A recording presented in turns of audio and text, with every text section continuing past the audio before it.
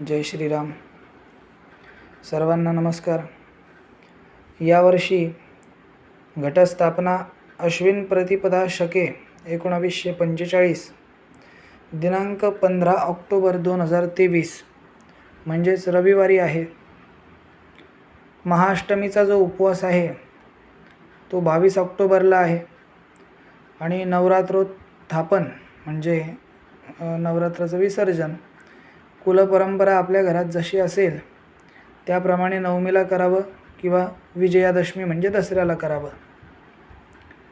तर आता घटस्थापना, नवरात्रीतली घटस्थापना हे व्रत अश्विन शुद्ध प्रतिपदेपासून नवमीपर्यंत करतात आणि याच्यामध्ये देवीचे आवाहन, स्थापन आणि विसर्जन या तिन्ही ज्या गोष्टी आहे त्या प्रातःकाळी म्हणजे सकाळच्या वेळेला केल्या पाहिजे. तसं पाहिलं तर वासंतिक नवरात्रामध्ये शक्तीची उपासना प्रधान गणली जाते, परंतु या दोन्ही उपासना व्यापक असल्यामुळे दोन्ही नवरात्रात दोन्ही करतात. म्हणजे शारदीय नवरात्र आहे, जे आता नवरात्र येते ते शारदीय नवरात्र आहे, आणि एक चैत्र महिन्यात येतं ते वासंतिक नवरात्र. सर्व वर्णाचे लोक आपापल्या अभिष्ट देवतेची उपासना करतात. तर आता यामध्ये अनेक लोकांना काही शंका असता, जर संपूर्ण नवरात्रभर व्रत करणं शक्य नसेल तर काय करावं. तर मग अशा व्यक्तींनी प्रतिपदेपासून म्हणजे घटस्थापनेच्या दिवसापासून सप्तमीपर्यंत सप्तरात्रिक व्रत करावे. सप्तरात्रिक म्हणजे काय? 7 रात्र. नाहीतर मग पंचमीला एक भुक्त राहून षष्टीला नक्तव्रत करून सप्तमीला अयाचित सेवन करून अष्टमीला व नवमीला पारणे करून पंचरात्रिक व्रत करावे. म्हणजे पंचमी, षष्टी, सप्तमी, अष्टमी आणि नवमी हे 5 रात्रसुद्धा तुम्ही व्रत करू शकतात. सप्तमी, अष्टमी आणि नवमी हे 3 रात्रीचं सुद्धा व्रत तुम्हाला करता येतं. काही जण घटस्थापनेच्या पहिल्या दिवशी उपवास करता आणि समाप्तीच्या दिवशी उपवास करता. त्याला द्विरात्रिक म्हणजे 2 रात्रींचं नवरात्र म्हटलं जातं. आता कोणत्याही प्रकारे जर तुम्ही हे व्रत केलं तर आपली फलसिद्धी आपल्याला होतच असते. म्हणून आपापल्या पद्धतीने आपल्या घरात घटस्थापना आणि नवरात्रीचं पूजन आपण केलं पाहिजे. यामध्ये काही लोकांना असं वाटतं की समजा आम्हाला सूतक झालं, वृद्धी झाली अगदी नवरात्राच्या वेळेस, तर अशा वेळेस काय करावं. जर नवरात्र सुरू झालं आणि त्यावेळेला जर तुम्हाला सूतक किंवा वृद्धी आली तर साहजिक तुम्हाला 10 दिवस ते पाळावं लागतं. म्हणून मग त्यावर्षी नवरात्र शक्यतो करू नये. परंतु जर घटस्थापनेच्या दिवशी 5वा दिवस येत असेल किंवा 10वा दिवस येत असेल, असं काही येत असेल, तर मग गंधमुक्ती झाल्यानंतर तुम्ही घटस्थापना करू शकतात. म्हणजे कशी की अगदी 9व्या दिवशी जरी तुमच्याकडे तुम्ही सुतकातनं मोकळे झाले, म्हणजे दसऱ्याच्या आदला दिवस अगदी 9व्या दिवशी जरी तुम्ही सुतकातनं मोकळे झाले तरीसुद्धा तुम्हाला 1 दिवसाची घटस्थापना करता येते. परंतु याच्यात मी तुम्हाला म्हटलो की घटस्थापना त्याच दिवशी घटस्थापना झाली समजा आणि त्याच दिवशी जर तुम्हाला सूतक वृद्धी आलं तर त्यावेळेला दुसऱ्या कुटुंबातल्या कोणाकडनं तरी किंवा ब्राह्मणाकडून उरलेले जे दिवस आहेत त्या दिवसामध्ये आरती, तेलभात सगळं करून घ्यावं आणि उत्थापनसुद्धा म्हणजे विसर्जनसुद्धा दुसऱ्या व्यक्तीकडनं करून घ्यावं.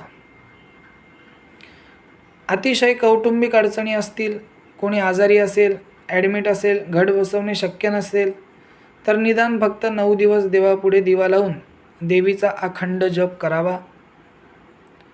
या 9 दिवसात घरामध्ये देवीची उपासना जास्तीत जास्त झाली पाहिजे. म्हणजे स्तोत्र म्हटले पाहिजे, आरत्या म्हटल्या पाहिजे, सप्तशतीचे पाठ गुरुजींकडनं करून घेतले पाहिजे. या 9 दिवसात नवचंडी शतचंडीसुद्धा करता येते. त्याच्यामध्ये अजून काही प्रश्न असतात लोकांचे, त्याचंसुद्धा आपण निरसन करूया. काही लोक असं म्हणतात की यावर्षी अडचणीमुळे गणपतीत ज्या महालक्ष्मी बसवतात त्या बसवता आल्या नाही, तर त्या नवरात्रात बसवलं तर चालतं का? तर महालक्ष्मी हे व्रत आहे, कुळधर्म नाही.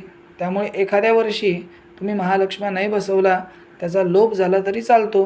पुढच्या वर्षी तुम्ही महालक्ष्म्या बसवू शकतात, परंतु नवरात्रीत तुम्हाला त्या बसवता येत नाही. दुसरा प्रश्न असा आहे की नवरात्रीमध्ये कोणतेही पारायण करता येते का? पारायण अवश्य करावं, कारण सर्वांना उपवास असतो, वेळ भरपूर असतो आणि 9 दिवसांमध्ये उलट परमेश्वराचं गुणगान अवश्य केलंच पाहिजे. त्यात अजून काही लोकांचे प्रश्न असतात, आजारपणामुळे 9 दिवस उपवास शक्य नाही, तर अशा वेळेस काय करावं? तर मग अष्टमीचा महाउपवास असतो तो केला पाहिजे, किंवा मग पहिल्या दिवशी आणि शेवटच्या दिवशी असे 2 उपवास केले पाहिजे. त्यानंतर नवरात्रामध्ये पानाचा विडा देवीला दिल्यावर उपवास असताना तो कसा ग्रहण करावा?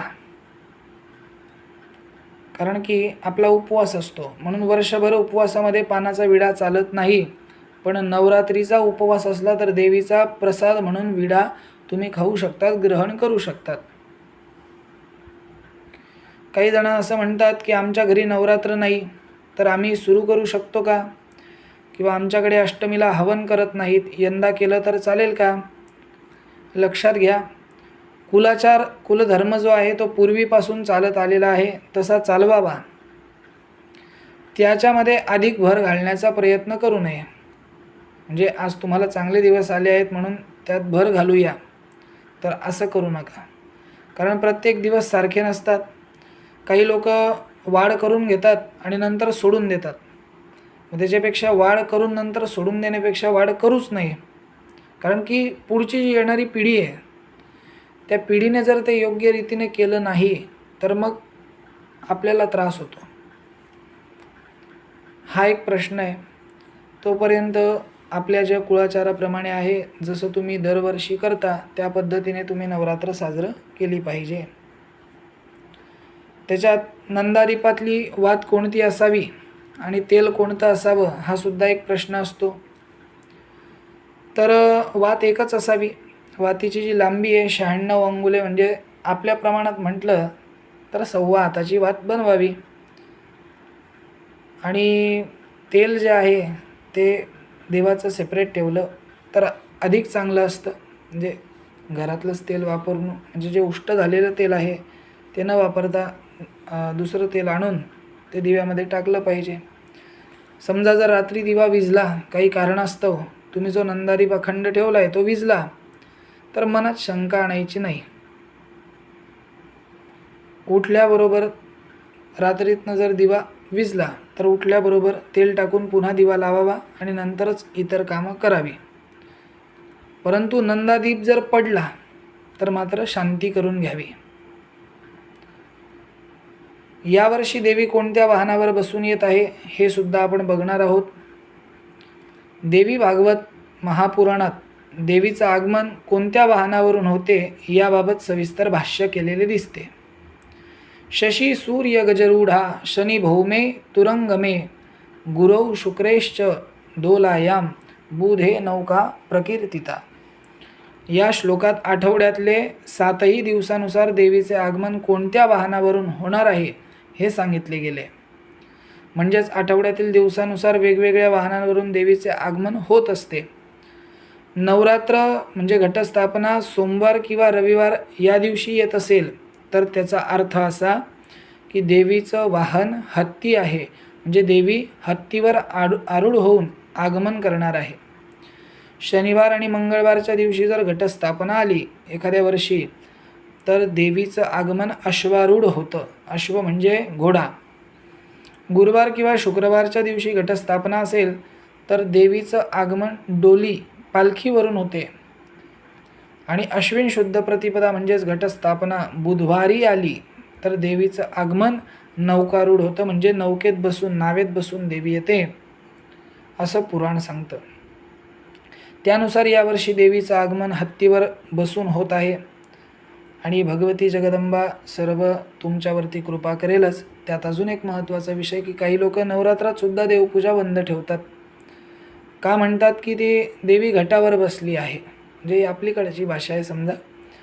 तर अशा वेळी घटस्थापनेला जी मूर्ती तुम्ही स्थापन केलेली असते त्या मूर्तीला अभिषेक न करता बाकी इतर सर्व देवांची पूजा आपण केलीच पाहिजे. कारण आपण त्या देवांची पूजा जर केली नाही तर मात्र 3 दिवसानंतर आपल्याला पुन्हा त्याची प्राणप्रतिष्ठा करावी लागते.